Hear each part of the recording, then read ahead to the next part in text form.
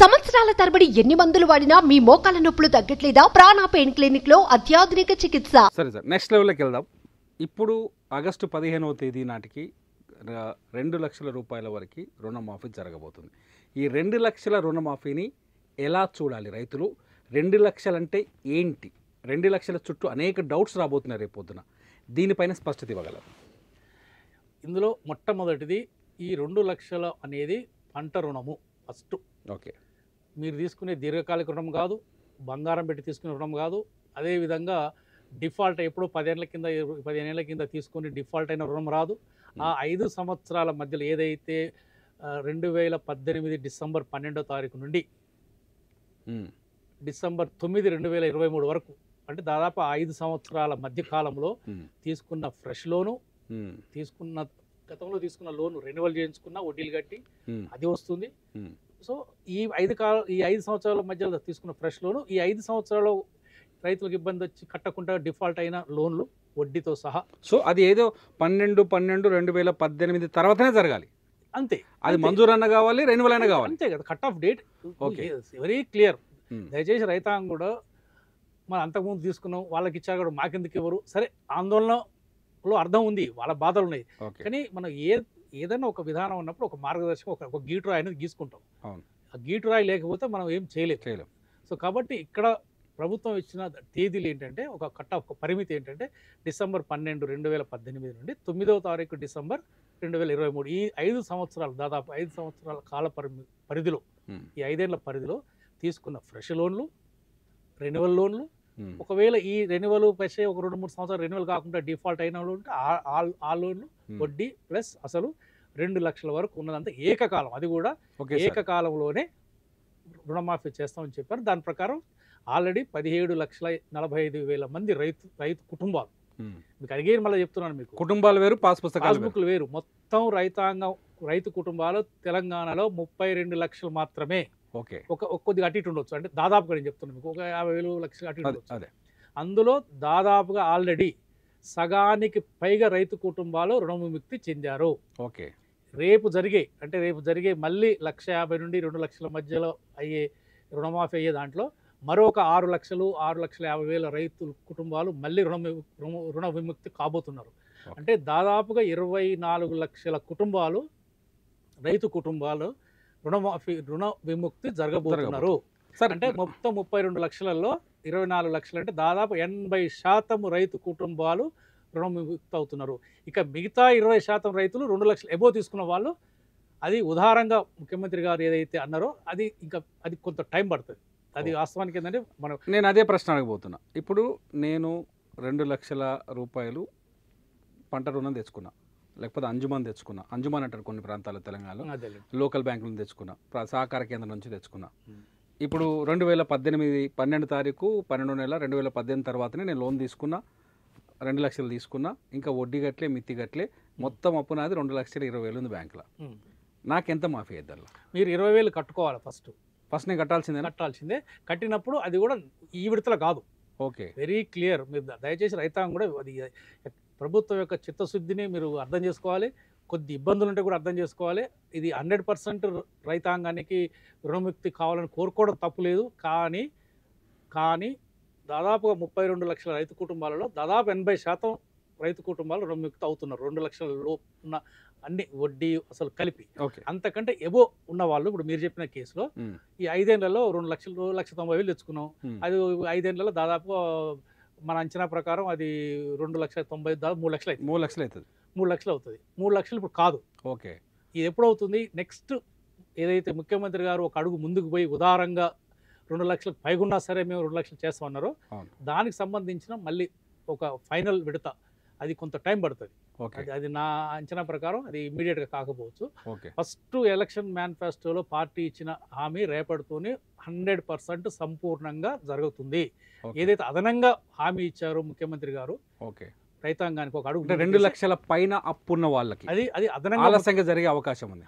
వాళ్ళకు కూడా చేస్తారు, కానీ Time రేపటి వరకు కాదంటున్నా. రేపటికి కాదు. ఓకే అది జరగదని కాదు నా ఉద్దేశం. ఓకే. అది ఆందోళన పడాల్సిన అవసరం లేదు వాళ్ళు కూడా.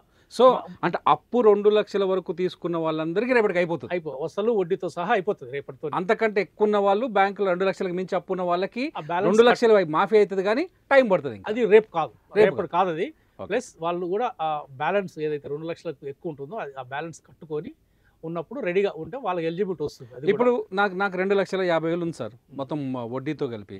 నేను ఆల్రెడీ 50,000 ఇలా కట్టేసిన, నిన్న మొన్న కట్టేసిన. అది కూడా కాదా? కాదు. ఓకే.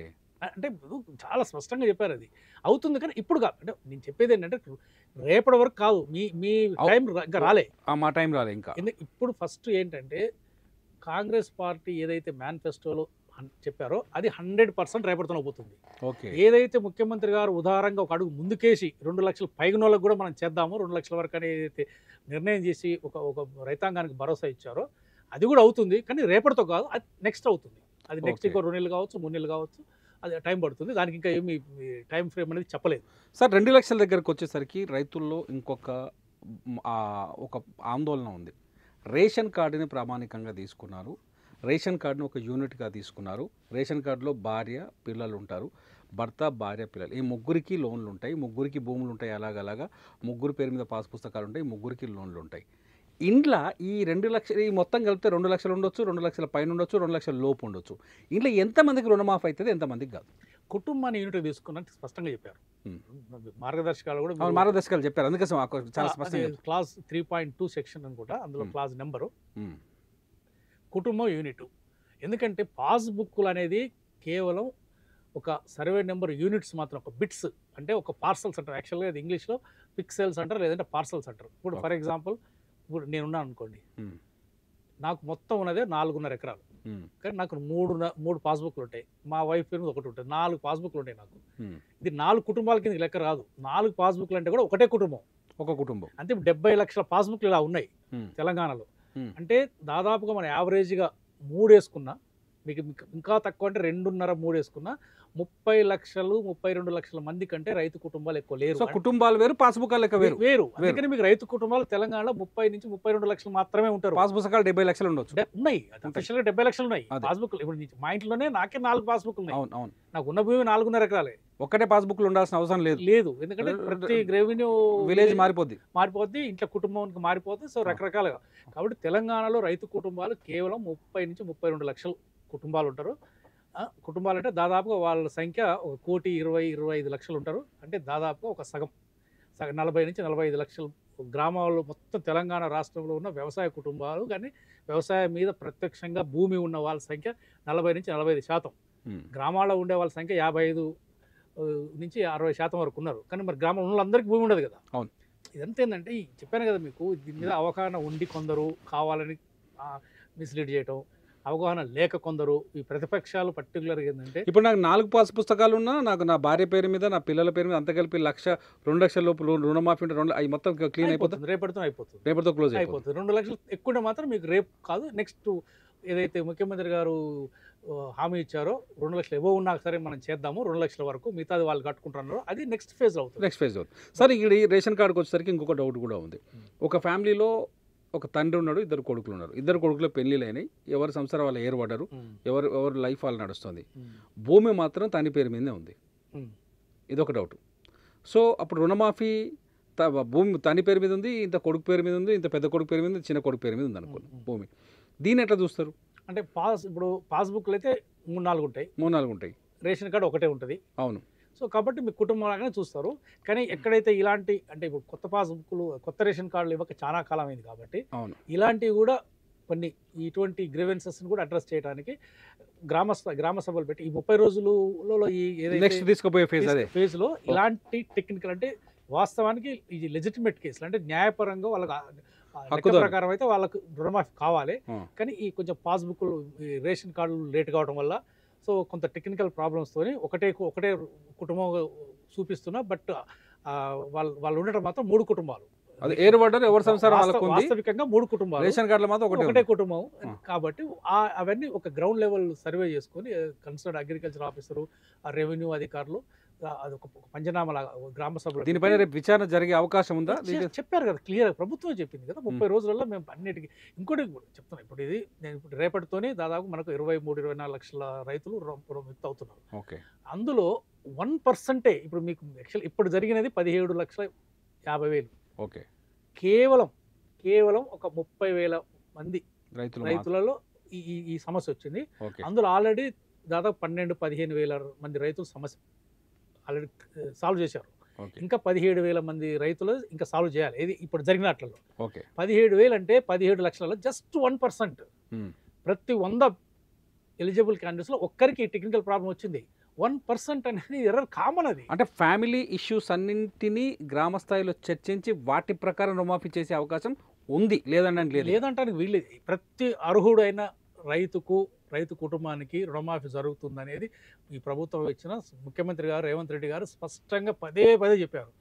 దానికి ఒక మెకానిజం కూడా క్రియేట్ చేశారు 30 రోజులలో గ్రివెన్సెస్ పెట్టి. సో కాబట్టి ఇందులో ఎవ్వరూ ఆందోళన చెందాల్సిన అవసరం లేదు. ఈరోజు రాలేదు కదా, అసలు ఫస్ట్ మనకు ఎలిజిబిలిటీ ఉందా లేదా, ఉన్నది అంటే మీకు వస్తుంది. ఒకవేళ రేపటితో రాకున్నా ఈ 30 రోజులలో ఆ సమస్యకు పరిష్కారం వస్తుంది, మీకు 100% వస్తుంది, రుణమాఫీ జరుగుతుంది. ఎక్కడ దాన్ని పక్క వాళ్ళు మిస్లీడ్ చేయడం అలాంటిది అవసరమే లేదు. మీరు చక్కగా ఆ లోకల్ అగ్రికల్చర్ ఆఫీసర్కు మీరు రిప్రజెంటేషన్ పెట్టుకోండి.